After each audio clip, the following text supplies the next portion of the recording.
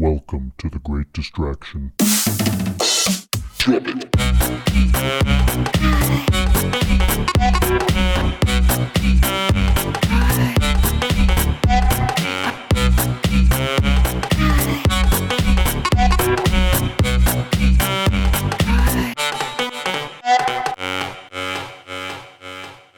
Welcome back, everyone. This is The Great Distraction, and today the topic of discussion is privatized prisons. My name is Ben. With me today are my co-hosts Thomas. Aloha. And Rick. Hey, everybody. If this is your first time listening, welcome. We thank you for joining us. The Great Distraction is a podcast that focuses on a vast and random range of topics, and we hope that each episode leaves you with, if nothing else, something to ponder. What is a private prison? If you don't already know, and actually, I don't really think I definitely wasn't as familiar with them as I thought I was until I started researching for this topic, and I was like, holy crap, why doesn't everybody know what this is? It is a private prison or a for-profit prison, and a place where individuals are physically confined or incarcerated by a third party that is contracted by a government agency. Emphasis on contracted, not controlled. Because I like to do it, let's start off with some stats. This is some interesting stuff here as far as prisons in general and inmates, incarceration, and these privatized prisons. First off, and this is the one I thought was the most interesting, the United States of America imprisons by far the most amount of its population in the world. Currently in 2018, the number was over 655 people per 100,000 people. That peaked in 2008 at 1,000 people per 100,000 people. Now, it sounds like 100,000 sounds like a lot of people, but when you look at these numbers compared to the rest of the globe, it's insane how many people the United States incarcerates. It's 10%. The high point was 10% of the population. Is that 10% or 1%? You said 1,000 of 100,000. That's 1%. 1% of the population. That was at its peak. Now, as it's been on a decline since 2008, but we're still at 655. Now, what does that translate to actual numbers? Well, in 2018, it was 2.3 million people incarcerated. Now, in 1980, it was 500,000. In 1990, it was 1 million. Wow. And this major increase began. Most of the roots are attributed to Nixon and his war on drugs, but you didn't see the real big boost until the 80s when, I guess, Reagan's era took over. Just Say No to Drugs. Just Say No to Drugs was resurgence of the war on drugs, and then they started putting all of these people in jail based on these drug charges and other nonviolent crimes. Interestingly enough, too, during that time, and I think up into the 2000s, prisons were being filled with 5 times more black people than whites. Currently, however, it's about dead even. From the sources that I was able to find, which were through the federal government, white versus black numbers seem to be about, I think it's like 40% black, 39% white, if I remember correctly. So it seems to be even. And then Hispanics were like 19% or something like that, and then the rest was all like 1%. Which I kind of thought was weird too, because I was like, really? That means that there's like less than 1% Asian? Like, that's crazy. Like, damn. That does seem a little strange. Asians just don't get locked up, dude. That's nuts. Okay, cool. But at least not in America. At least not. Well, I mean, that's what we're talking about here. Let's see. Totally different in Thailand. Yeah. Damn. Okay. And of all the prisoners that we have, that 2.3 million, 20% of them are in private prisons currently. That number has doubled since 2000. So we're almost 20 years, and it's doubled. They make up about 8.4% currently of all prisons, and they are on a very steady increase. And they are spread out all over the country. And another interesting point that I kept seeing iterated, even from some of the government websites, depending on how they used the stats, and tons of articles from Washington Post, Time, even all kinds of smaller things, Vox, Vice, everything. We still have lots of crime. We've got tons of people in jail, and nothing has changed as far as our streets being safer and our country being, having less quote unquote criminals. Well, the crime rate in America has actually gone down considerably over the last 40 years. The biggest spike was in the late 60s, early 70s, and 80s. But after about the mid-90s, crime rates in America started going down considerably. But that's also about the same time that the incarceration rate went Through the roof. through the roof. I think, if I remember right, it was somewhere between like 2000, or no, wait, like the late 90s and like 2009, incarceration rate went up 1,600%. Yeah, what do they call it? Massive incarceration, mass incarceration, or Mass something like that. It's got a incarceration, name, yeah. for Yeah. how it for it happened so hard. Okay, so I had not. Okay, so that's different than the stats that I had found there. But okay, let's see. Where was I? I lost my whole train of thought here. Well, that was basically it. Is it that if crime rate had gone down, is that necessarily attributed to putting more people in jail? I don't know. I couldn't find any clear stats on that either way. You know, as a positive correlation. That because because that's obviously one of the justifications that they're selling us here, right? Look at all the people we're putting in jail and all the laws that they're breaking. Well, now hopefully our crime rates are going down as a result, and that way we're supposedly putting all these people in jail. Yeah, I think that's probably someone's easy sell for a solution. And it's a hell of an easy sale. And there's a lot of easy sales as we continue going in this private company thing.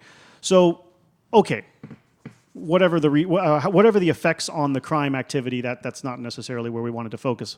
More on private companies that are for profit imprisoning people, because that's what these entities are. These private prisons are just standalone corporations that anybody can put together. Hell, we can put one together ourselves as long as you go through the proper process, and then get sanctioned by whatever lobbyist you got to pay off or politician to pay off, and you get to build yourself, and you got the money obviously to build yourself a prison and start taking inmates.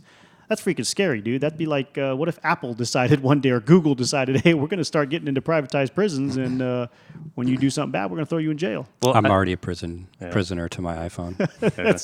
Right. I guess maybe we are already prison to consumption. apples. But one of the things I read through some random research was that in the 80s, when privatized prisons first started being introduced, it wasn't supposed to be a long-term solution. It was supposed to be a solution for overcrowding in government-run prisons at the time. Yeah. And then, since you brought that up, in the 80s, in fact, 1982, the company that was put together was called Corrections Corporation of America, CCA. It is now called Core Civic. And this guy and a couple of his rich buddies out of Tennessee, Nashville, Tennessee, started this company up. They were the first private prison company that was successful. I don't know I didn't read if there were any other unsuccessful ones. They did have a lot of trouble getting it done, but they did do it. Currently, they own 65 prisons and 90,000 beds. And this doesn't necessarily mean that I have 90,000 inmates, but they possess 90,000 beds in 65 prisons. And in 2016, because that was the last revenue I could see, or I could find for it, they brought in $1.7 billion in revenue. So they're now a multi-billion-dollar company. That was 1 year. They've been doing this since '82. Who knows how much they've accumulated over that time, enough to expand out and take quite a few, take a vast majority of the prisons that are out, private prisons that are out there. But yeah, that's. Well, it's an interesting fact about the CCA is that between 2003 and 2011, they had 199 lobbyists in 32 states. See, It's a lot of money in incarceration. That's right. and they're obviously dumping a lot of money to ensure that they maintain themselves and their foothold in the market too. Yeah, I think one of the terrible things about the whole concept of privatized prisons is that these organizations are not responsible to the public. They're responsible to their shareholders. So clearly you're probably going to get into this in a little bit, right? Go ahead. No, go for it. Clearly their incentive is to keep people in there longer or get more people in there. Why they, in fact, have lobbyists. To continuously push in their behalf. Well, CCA had actually issued, and it was brought into, I don't know, some journalist picked it up or something, a few years back, but they had issued a memo to their shareholders with concerns to the current laws that were changing in the direction of legalizing marijuana, that it would hurt their revenue and it would hurt their overall profits. And those were concerns that they were putting out to their shareholders. Now, some of their shareholders are places like major U.S. banks and a lot of other major corporations that have a lot of control already. Once you go public, anybody who will give you big money to invest now will become a shareholder. So, I mean, yeah, that's a... it's almost in a sense. Well, we'll get into more of what they do with the prisoners or whatever. But in a sense, this is almost a type of enslavery in which they found a way to make money off of other ways. But in this particular, what we're talking about right now, they found a way to make money off of keeping bodies in a box. Right. Yeah, and and we've talked about a little bit. What was the phrase I was looking for? I think it was they had the clause in their contract. Quota. The lockup quota. Oh yeah. Go ahead. And that was a CCA thing that and that's one of the things that happens with these private companies is they'll make deals with these state and local governments to put in one of these privatized prisons, and the state and local government signs a contract with a clause in it that says that they will promise to keep the occupancy between 90 and 100%. Now think about that. There's a state organization saying to a private company that we will guarantee you prisoners. How can you guarantee prisoners? Are you guaranteeing that everybody's going to commit a crime? Are you guaranteeing that you're going to pass laws that put more people in crime? And in the 80s, we also saw an introduction to minimum sentences and maximum sentences for crimes. That was part of the war on drugs that actually kept people in longer. That was about the same time the privatized prison industry was pushing in and starting to lobby. Those mandatory sentences started falling in right after the major amount of lobbying happened from the private corporations. Yeah, and from what I read too, this is a $5 billion a year industry between the two major organizations. I'm sure a lot of that goes into the other materials that are required to support and maintain the infrastructure. Yeah. But there's a lot of money on the line there. Absolutely. I mean, you look at the people who are feeding the inmates, the people in transportation. There's a huge industry just transporting people from one prison to another and back and forth. That's an industry. It's another privatized industry that's separate from the actual prisons. It's like, you open a Walmart. Well, okay, I need this to help supply Walmart. Well, there's another company that's going to pop up to help supply this. It's the same thing because now it's turned into a business, so they're just helping each other out. So you got to think of every entity that you would need: bedding, food, transportation, all of these things. So now these are, side corporations that have popped up, and a lot of the shareholders that are part of the initial CCA are owners of those corporations as well. So there's a lot of people getting rich on people being in jail. Big time. And as far as investments go, it's probably just as secure of an investment as investing into like electricity, power, and gas, and that type of infrastructure. Like a utility kind of thing? Yeah, exactly. It's not going away, but it probably provides a much better return to the shareholders, especially if they're getting guaranteed 90% occupancy. Yeah, and the thing with that clause is say the city or the state, decides they want to have one of these new prisons built in their area. Well, once they sign that contract, if that prison doesn't stay 90% full, then whatever the local government that institution is in, or that detention center or whatever it is in, they are now liable to pay the fees that the private corporation can give to the local government because they're not holding up their end of the bargain, which is keeping their beds in their prisons full. So they're paying for empty beds. They're paying for empty beds. So we as taxpayers are paying a fee for these private companies. In addition to fines.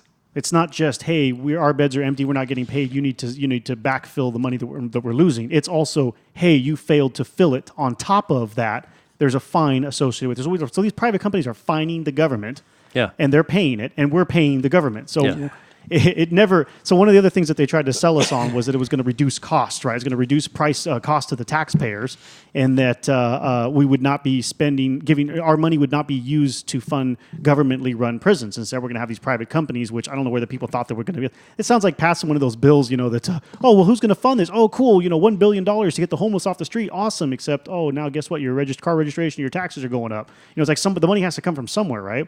Yeah. So that's exactly what they did. They take the money from the government anyway because the government's still paying them, but on paper or to the media it looks like, oh cool, we're not paying for it. Yes, we are. Yeah, and I think one of the stories that I heard early on in the private prison to get them rolling was just using a number. Say the federal government that was running their prisons, they were as a number. They would say it was $100 a day to house an inmate. So the private prisons came up and said, well, we can do this for $62 a day. And everybody jumped on and said, oh, well, that's great. We're saving millions and millions of dollars. But then those same entities started tacking on these fees and everything else. And so now by the time you get done, it's what we're paying in taxes and as citizens to this. Instead of it being $100 a day, by the time you get to the fees and everything else that gets in, it's $200 or $300 a day. We're paying a lot more to privatized prisons than we are to government prisons. The thing is, everybody argues that anytime the government is involved with something, it always costs more money. Yeah. And as we've learned, that's pretty much the case. So if you can sell an idea, no matter what it is, to the government or your local government that we can save you X amount of money on paper, everybody jumps on it. They don't really look at the long term. It's just like when a bill gets passed half the time. Well, and you've heard this phrase before. Well, we had to pass the bill to see what was in it. That's bullshit. Yeah. Yeah. I've heard lots of politicians say that. Yeah. Some of the other methods that they use to get paid by the government are stipends, wherein they'll, based on their occupancy or whatever, you'll get this much money, and that's it. So some of them don't have those agreements built in where if they fall under a quota, they have to pay. That some of them don't. They were smart enough to avoid that. And I'm sure going forward, a lot more of them are not going to have that, but there are still a lot out there that do. And then some of them are getting paid by set annual allotments. So for a given state, they will say, hey, you're getting X number of dollars per year, and that's what you have to run your prison for this many inmates. And then they'll readjust that if the population increases or they build more rooms or whatever, more beds. Yeah. And then one of the more interesting ones is basically the modern enslavement camp that they have essentially made out of these, because these private companies can then, again, I think Thomas was saying earlier, they can punish these people or do whatever they want with them. They're a private entity. Yeah, they're unregulated like a government entity, so they don't even have to have a report. So the biggest change with the government-run prisons was they had to give daily reports. They have to be open to people investigating. A private prison doesn't, and there's been several cases where people have died in private prisons, and they're like, well, when they go to court, there was an issue where there was four guards who were up for murder charge on an inmate, and I don't know if it was in Pennsylvania or something, maybe Mississippi, but when they went to when they went to court, the only video camera that showed that cell was turned off that day. Conveniently.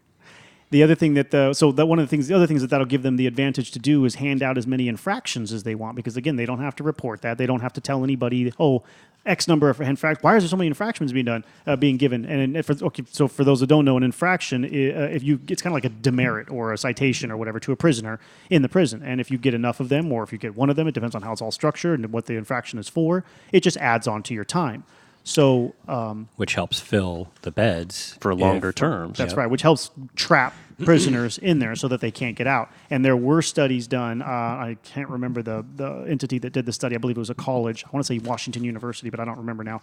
The study that was done, and they did find that private prisons are giving out way more infractions than anybody else, any of the other prisons. And for dumb stuff, like they're getting 30 days for having candy bars or something that they weren't supposed to Anything have. they can use to keep them locked up in there longer. Yeah, and what I think is crazy is because it's a privately run business, there's no regulation, there's no government regulation, and if you're in a county jail or something and you get in trouble or something and they want to add time to it, I mean, that's almost a hearing. I mean, there's a lot of paperwork that goes into, like, you want to add 6 months or a year to this person's sentence. Why?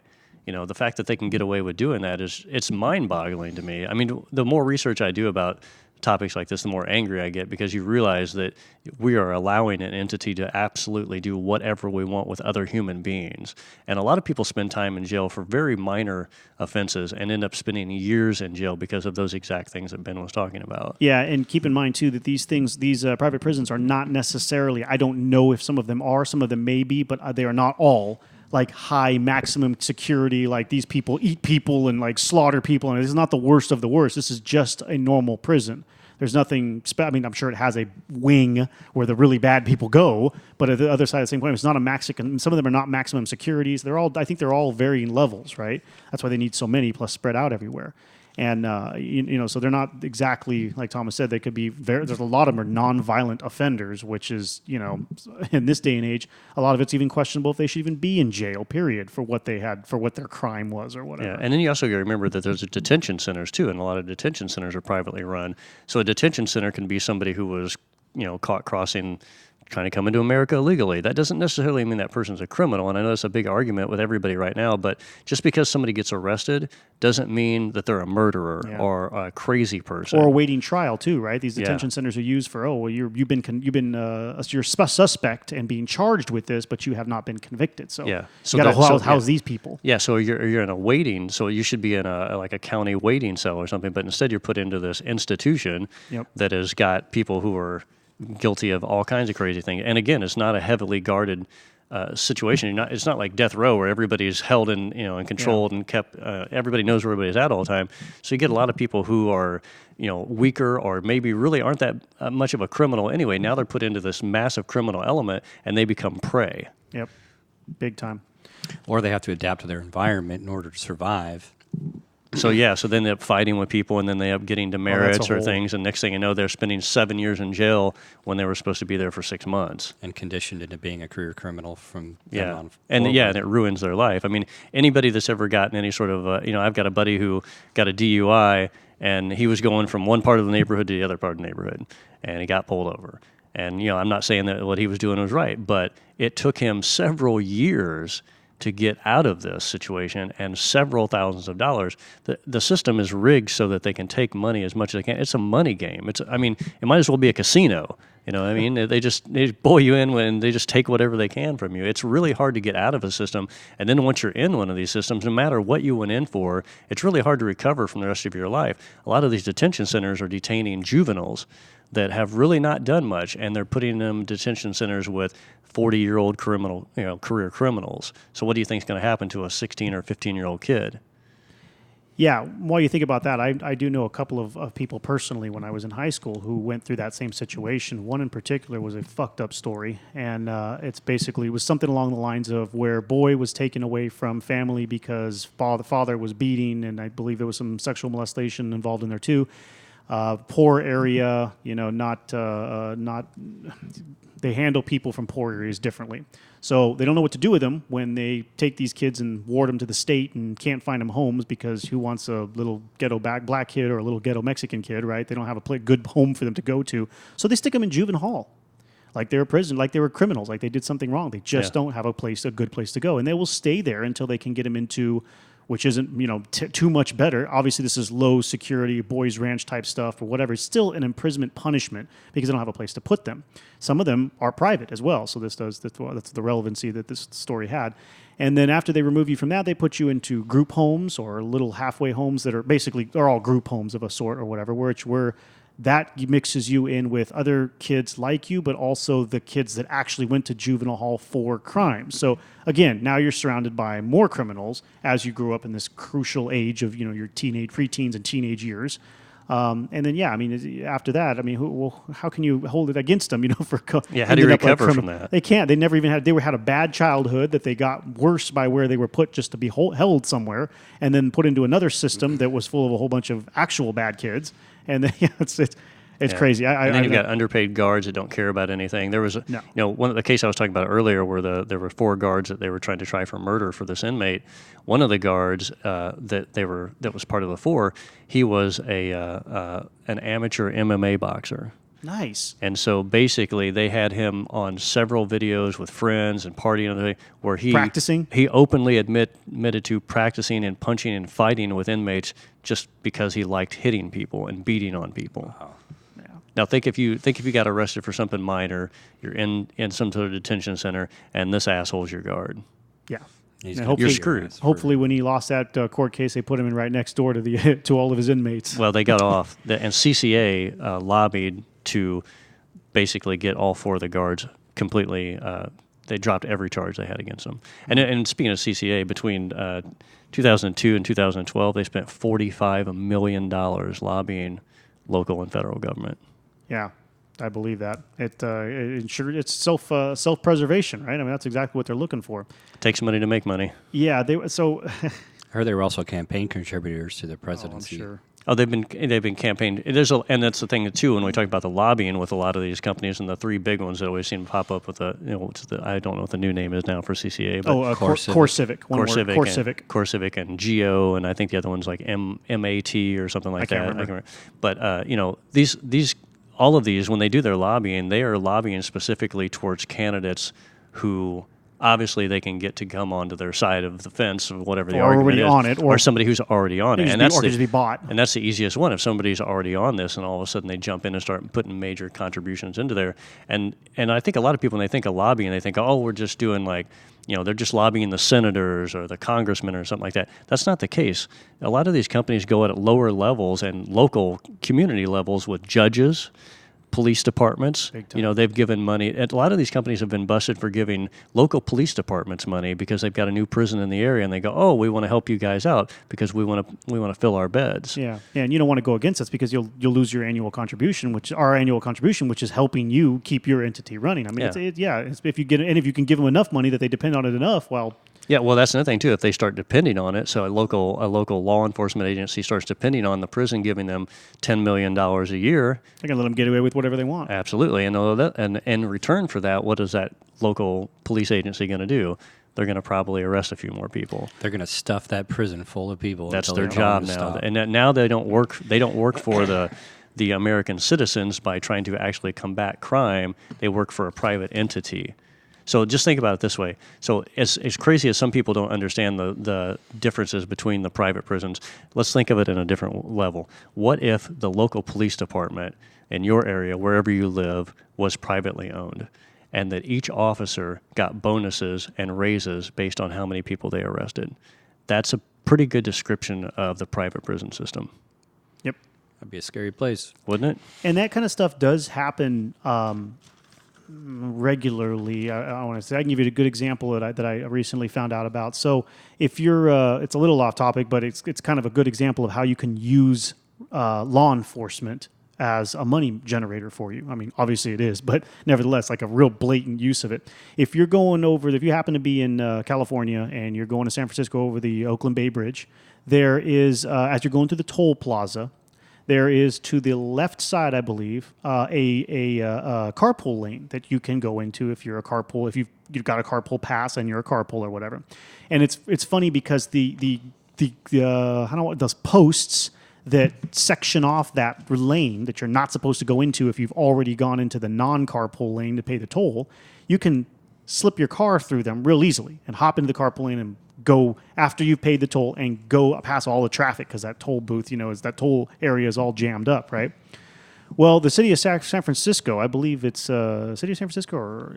I thought you said Oakland. Yeah. Well, the Oakland Bay Bridge, but on the other side is San Francisco. So I think the city, it's on the San Francisco side, I think is why they pay to have CHP officers, which is the California State Highway Patrol, to hang out in that area. It's a good amount of space, right? Because it's a big area, it's a big freeway. In that area, specifically picking off all the people that run out of the lane and go into the carpool lane. And I mean, they're picking, and I think they said it was like a $350 fine, and they're picking them off multiple per hour. I mean, one time I was stuck on the side of the thing, and that's how I started watching this. And then I found out about it by the maintenance worker that came help, the Department of Transportation worker that came and helped me. And he was telling me, yeah, man, they'll go through like 4 or 5 an hour, no problem. And so the city hires pays extra to have these cops sit there and get these people. So they're paying the cops. The cops are making, the police department, CHP is making money because they get some of the cut from the ticket. The city is getting some of the cut from that ticket as well. And it's just sitting there generating money. Now, these people are breaking the law. So on one side, I'm like, yeah, well, that's awesome. Get them. People shouldn't be doing that. It pisses me off when people are in the carpool lane when it's just one person. All the rest of us are suffering and waiting. Right. Why do you get to be the special one that gets to break the law, right? So that, on one hand, okay, cool. On another hand, when you start thinking, when entities like cities and counties and states and whatever start thinking along the lines of, how can I create more laws, enforce more laws, and catch people breaking more laws and make money off of it? That's scary. That's the kind of mentality that created private prisons. I mean, if you can find a way to profit off of it, hell, man, you can make a freaking ton of money. There's, death taxes and people putting people in jail in this country. So I mean, that's scary. But it's a good example of even at the lower level, there are entities who found a way to just catch people breaking laws and make a ton of money off of it. I mean, Yeah. And that's the thing too. And I was talking about the '80s and how we started seeing like mandatory sentences for drug crimes and things like that.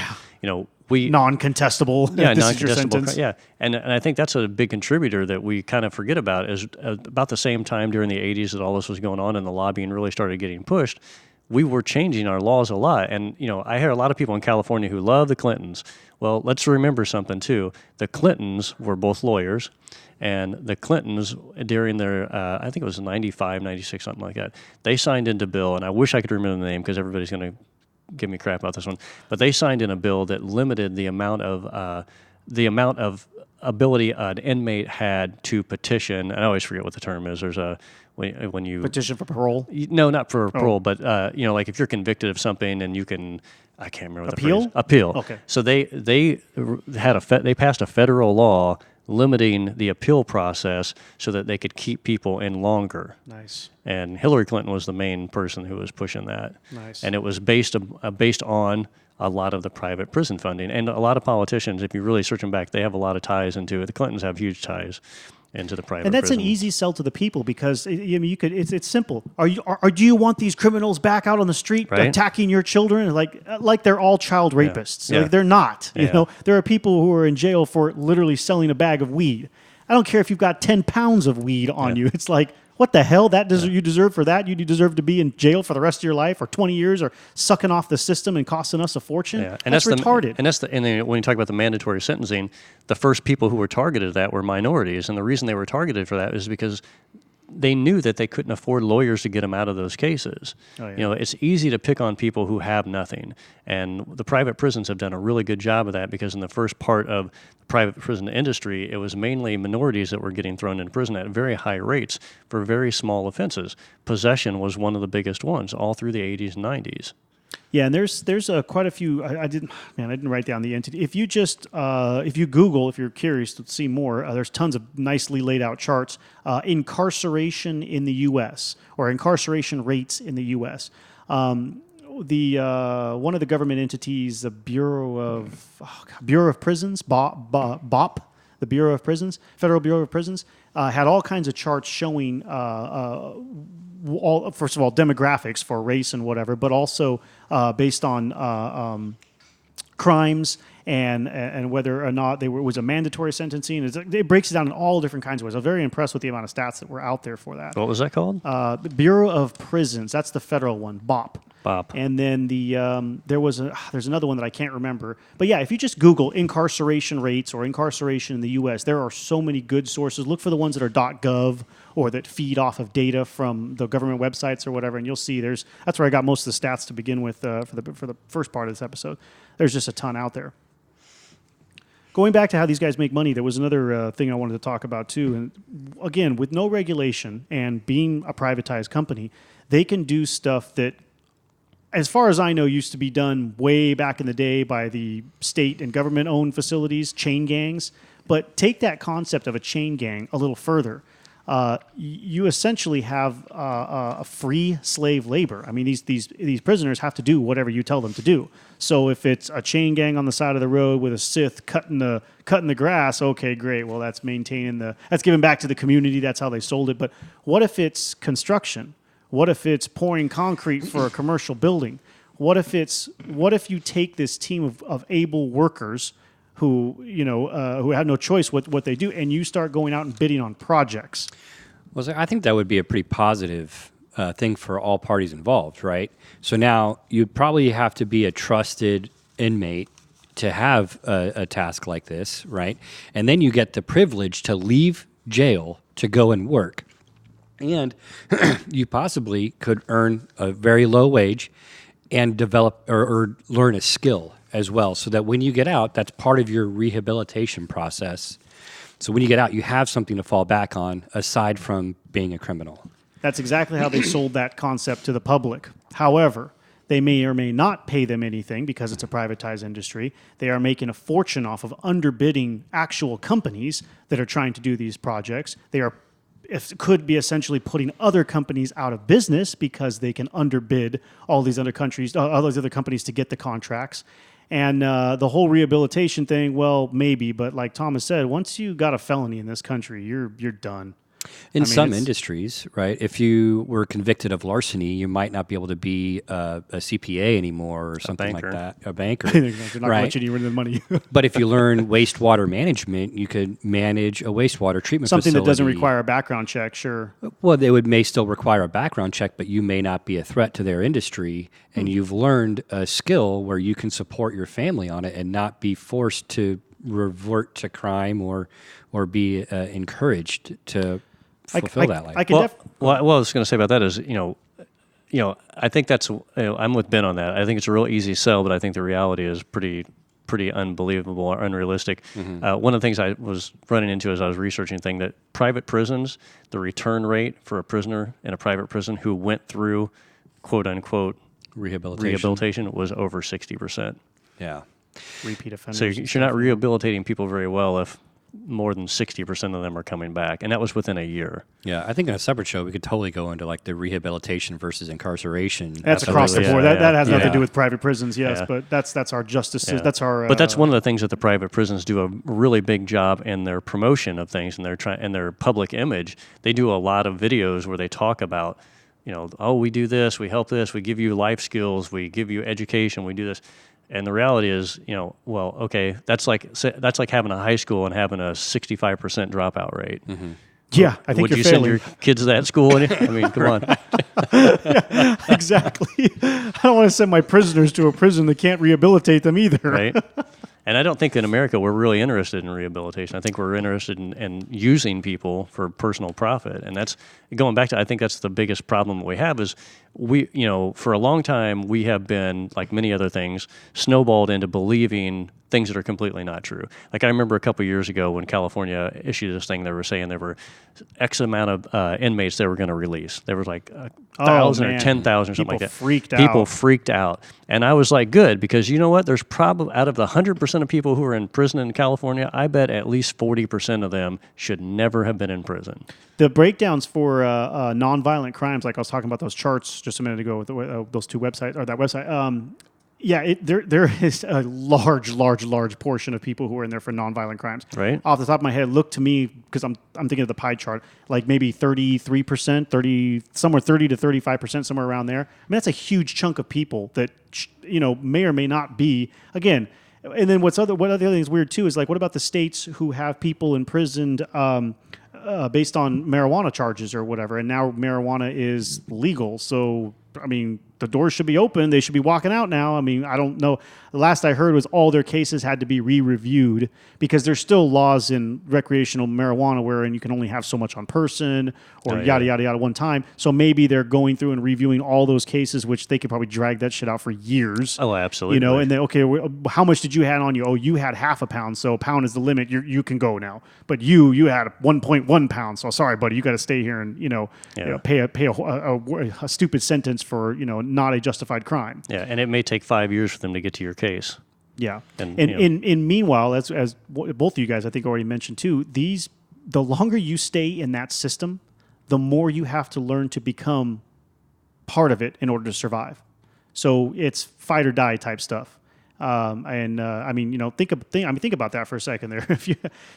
It's either getting your asshole raped or stabbing somebody so that you don't have them attack you anymore. Pick. Because I mean, in some of these situations, you're going to get years added to your sentence, either one you choose. Either one you choose. That's right.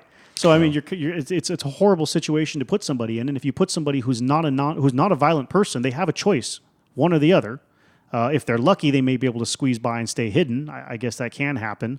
Yeah, but I think anybody, when I think about jail or something like that, it reminds me of high school in some ways because you always had these people who were Damn, like, what kind of high school did you go to? I went to a pretty rough public school, to be honest. We had, back in the 80s, we had actual city police as our security guards inside the school. Wow. I saw them pull guns on people several times. Damn. But it reminded me of the attitude of where you've got people who are the prey and you've got people who are the predators.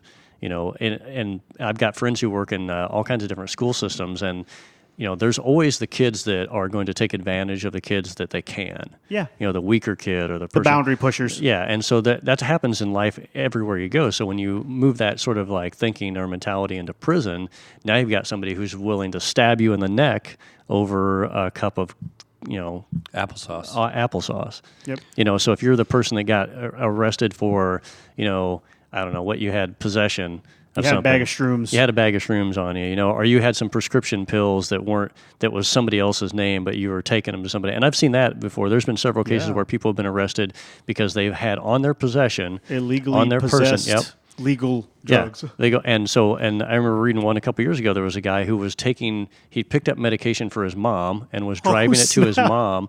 Got pulled over for something. They rifled through his car because they can, and they found these prescription drugs, and they were a controlled substance drug that he had authorization to pick up for his mom because she was disabled, but they arrested him.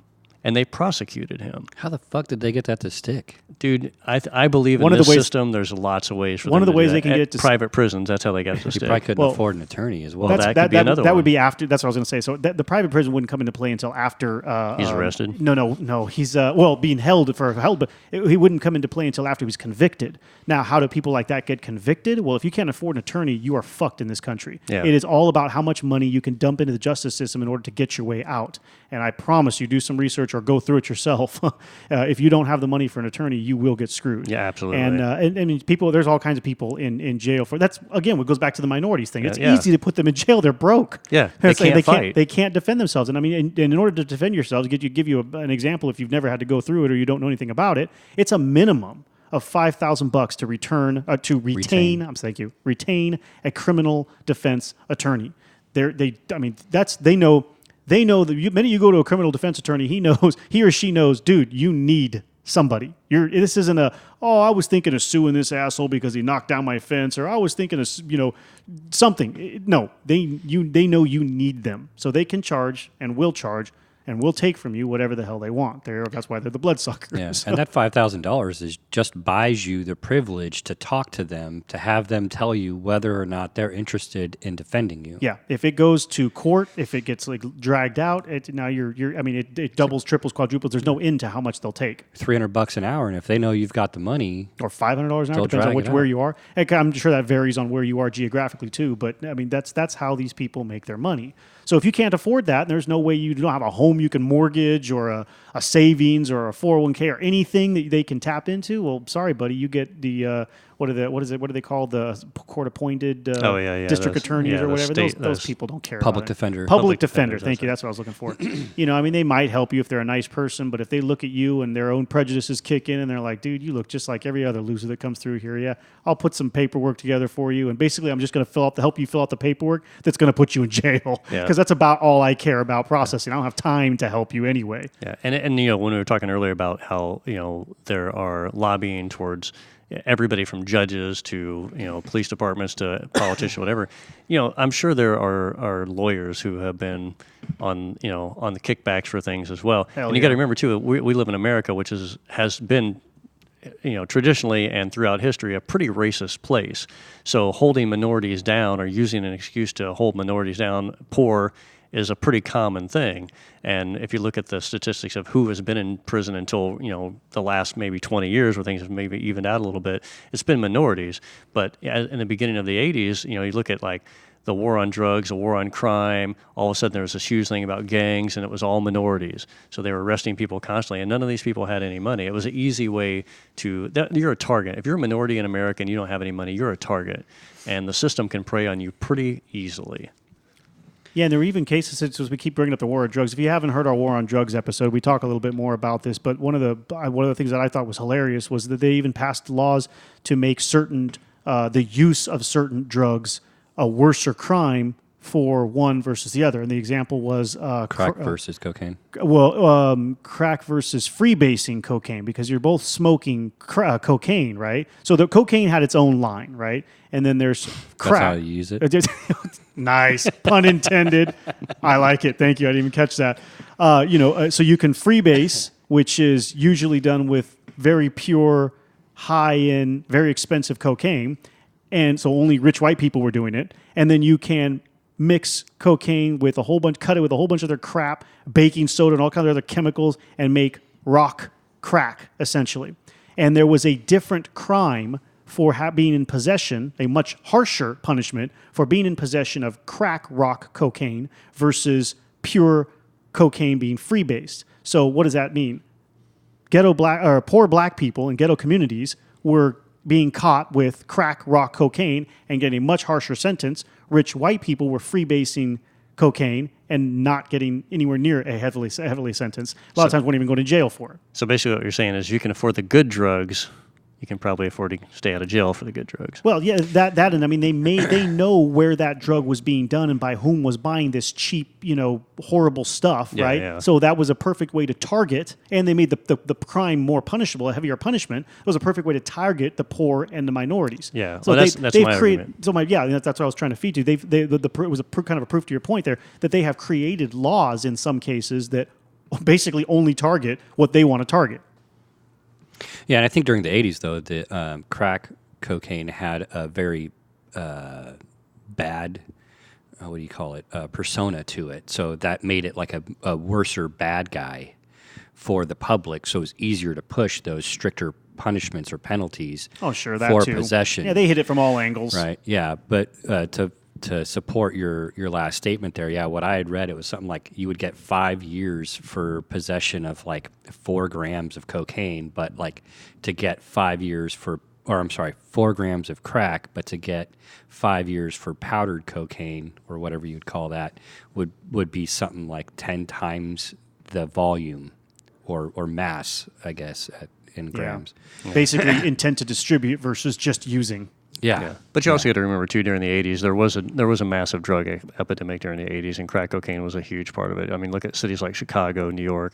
I mean, they were ripped to their core, especially in the ghetto areas, because it was a cheap drug. It was actually called in some places the black man's cocaine. Mm-hmm.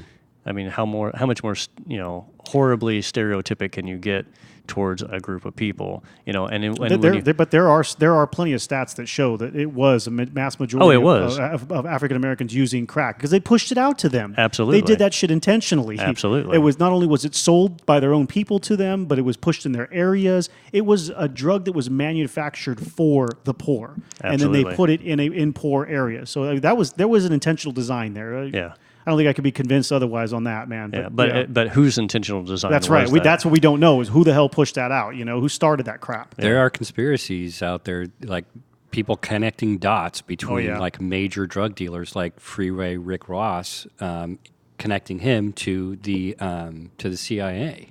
They were he's claiming that was his supplier from Colombia was the CIA. Or if they were dropping it in his lap by the ton. Jeez. Or he was distributing it in Los Angeles. Or if nothing else, they could just be like, "Hey, man, sell X number of this in this area, and we'll give you a kickback or whatever, or we'll leave you alone to do business in a different area." I mean, they can make all kinds of deals, and I believe they've done that kind of shit. Oh, it's all over. I love it. I love conspiracy theories, right? Especially when they have so many ties. Oh man, to entities that we trust. Right. Yeah, that's the best part when you're just like, what? So, and that's a perfect that fits perfectly into this whole private prison thing too. We trust our justice system. I don't, but I don't. The people who the people who watch the media or whatever know nothing about dealing with it or going whatever any of that process. You may trust it, but that's because you don't know anything about it, and they prey on that naiveness, right? And that's a perfect. These private prisons are just another perfect example of that. Yeah, and you've got every other day you've got somebody getting busted for doing something. A judge being corrupt in some way or shape or form. I mean, it just keeps going. It snowballs all the time, and I think as the population grows, the corruption grows as well. And if there's a lot of money to be made, especially if these prisons are able to come in and lobby to judges.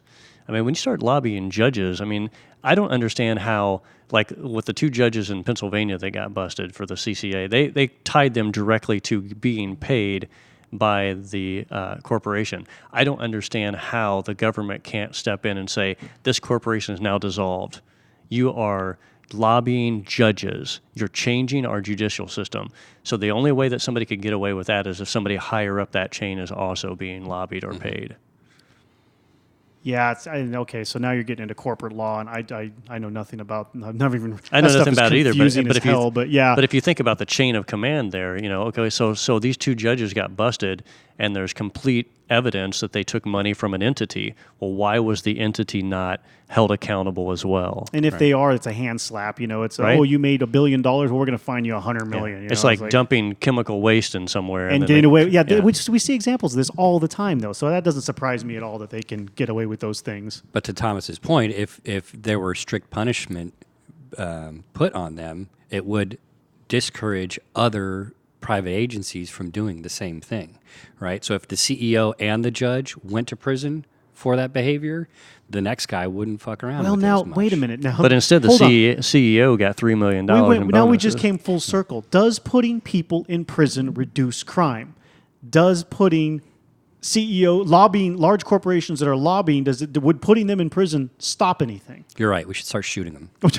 Well, That might stop them. The That fear might of stop that might stop them. Yeah. Yes, but I But- mean, they're just going to go to a rich prison.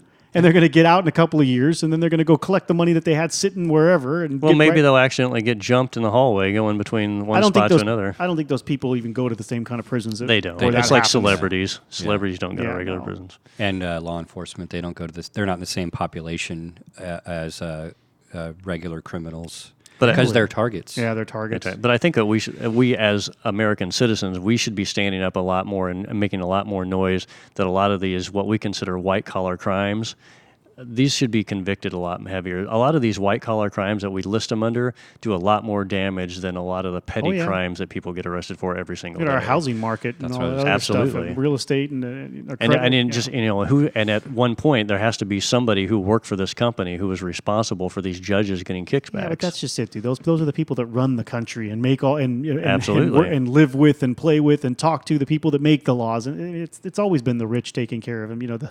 That's why there's a complete separation between the middle class and those in power. Like 1% of the population controls 100% of it.